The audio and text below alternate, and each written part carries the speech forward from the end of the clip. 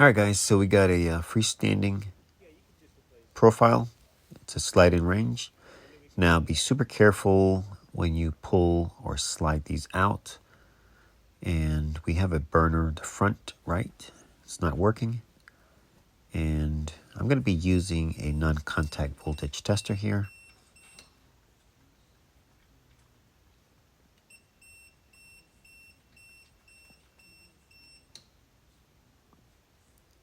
As you can see, works pretty good. And so right now we're going to be taking off the front piece here. And you just turn them. They come off pretty straightforward. You might need a channel lock or adjustable.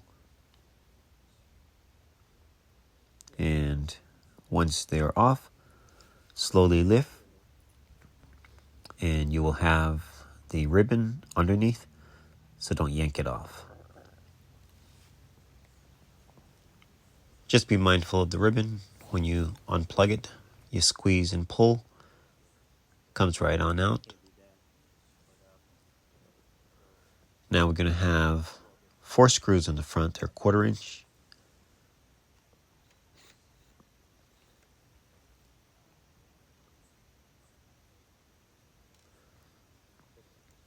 Now I like to leave things in order. The caps that we're removing, make sure you keep them in order because they do go on certain burners or switches.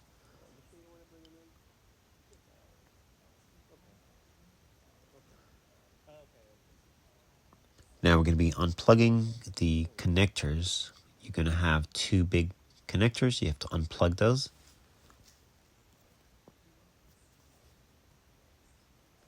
And of course we have 2 screws on each of the end. And then you have a series of screws in the middle. Remove those. And Phillips screws, 1 on each end again in the back.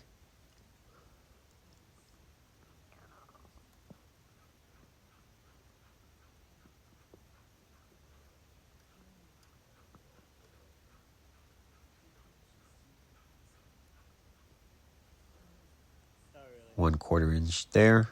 I forgot to remove the bottom one. Now it's time to lift.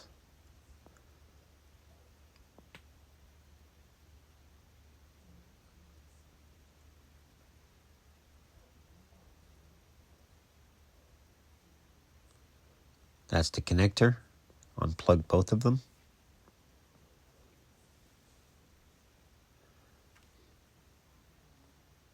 Now you're totally free. So now you're going to lift and flip. Be super careful. Don't drop it. If you prefer, you can have something to lay the glass on. So we're going to test the element just to verify.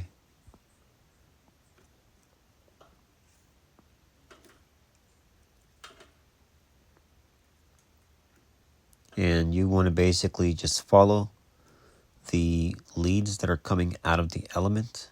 Put your meter, put it on continuity, and you should hear a beep if the element is good.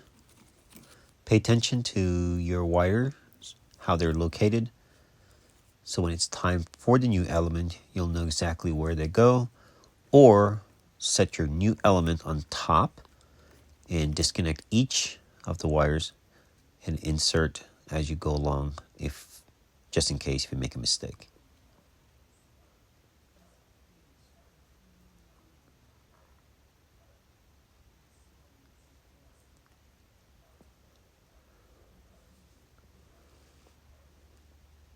You might need a flat blade screwdriver to release the connectors.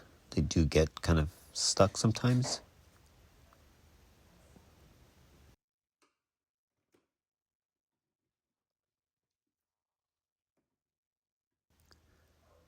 Sometimes you can use a needle nose pliers and use that as leverage.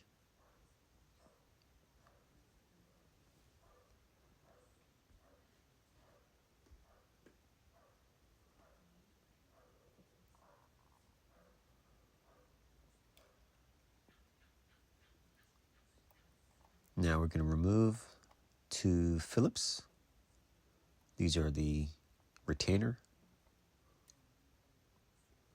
You can use needle nose pliers, or you can use a thumbtack remover. That's what I'm using. Works great, as you can see. Push and turn. Excellent. Now we're going to be removing the element. Now take a look. See that burnt spot? Right there. That's bad.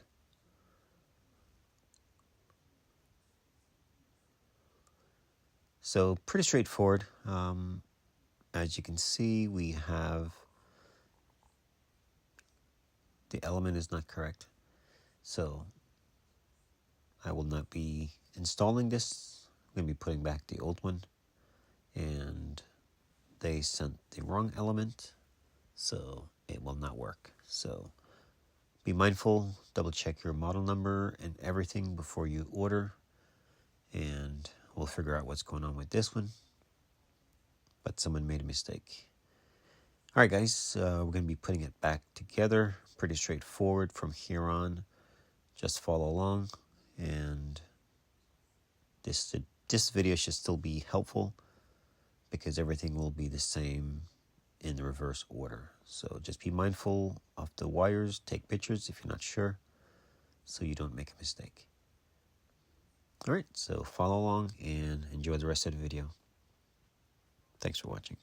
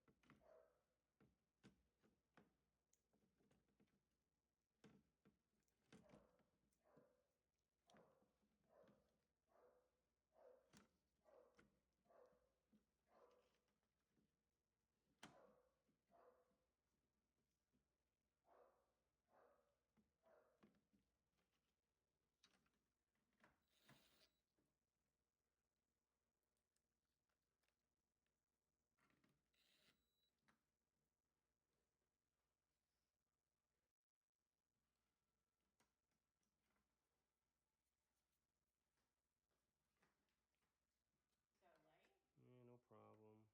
I try to get her down.